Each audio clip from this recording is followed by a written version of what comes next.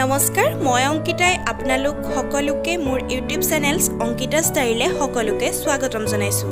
আজি মই এটা সুস্বাদু পিটিকাৰ ৰেচিপি লৈ আহিছোঁ। বলকচোন আমি এতিয়া ৰেচিপিটোৰ মাজলৈ যাওঁ। ইয়াৰ কাৰণে আমাক এটা আলু আৰু অকণমান কলডিলৰ প্ৰয়োজন হ'ব। এইখিনি মই ভালকৈ ধুই কলডিলখিনি সৰু সৰুকৈ কাটি ল'ম। আৰু এয়া দেখিছে মোৰ কাটি লৈছোঁ আৰু ইয়াত এটা আলু মই ব্যৱহাৰ কৰিম, সেইকাৰণে লগতে আলুটো ইয়াতে দি দিছোঁ। এতিয়া যিহেতু কলডিলখিনি ক'লা পৰি যায়, সেইকাৰণে মই অকণমান হালধি গুড়া ব্যৱহাৰ কৰিছোঁ আৰু নিমখ অকণমান দি বইল কৰিবলৈ দিম। এটা চিটিহে মৰাইছোঁ। আনফালে এটা চচপেনত মই 2 টেবুল চামুচ তেল গৰম কৰিছোঁ। তাত মেথি গুটি আৰু 2টা শুকান জলকীয়া দিছোঁ। এতিয়া মই মিহি মিহিকৈ কাটি লোৱা পিঁয়াজ, মান ধনিয়া পাত আৰু পকা তেলত দিয়া 2টা জলকীয়া উঠাই লৈছোঁ। এই দেখিছে।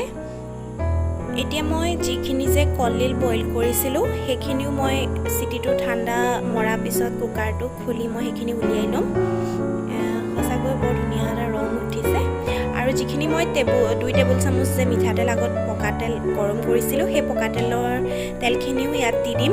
আৰু লগতে কাটি লোৱা পিঁয়াজ, মান ধনিয়া পাত আৰু লগতে শুকান জলকীয়া 2টা দি দিছোঁ আৰু সোৱাদ অনুযায়ী নিমখ ব্যৱহাৰ কৰিছোঁ। এইটো মই এতিয়া ভালকৈ পিটিকি ল'ম। সঁচাকৈ এই পিটিকাবিধ দেখিবলৈ বনাবলৈ যিমান সহজ, খাবলৈ কিন্তু সিমানেই সুস্বাদু। আপোনালোক সকলোৱে নিশ্চয় এবাৰ ট্ৰাই কৰি চাবচোন আৰু কমেণ্ট বক্সত মোক জনাব কেনেকুৱা পালে। আৰু অংকিতা ষ্টাইল চেনেলটো লাইক, শ্বেয়াৰ এণ্ড ছাবস্ক্ৰাইব কৰিবলৈ নাপাহৰিব। আৰু কিছুমান নতুন নতুন ভিডিঅ' লৈ আকৌ পুনৰ লগ পাম। আজিলৈ আহিছোঁ। Thank you. Bye by.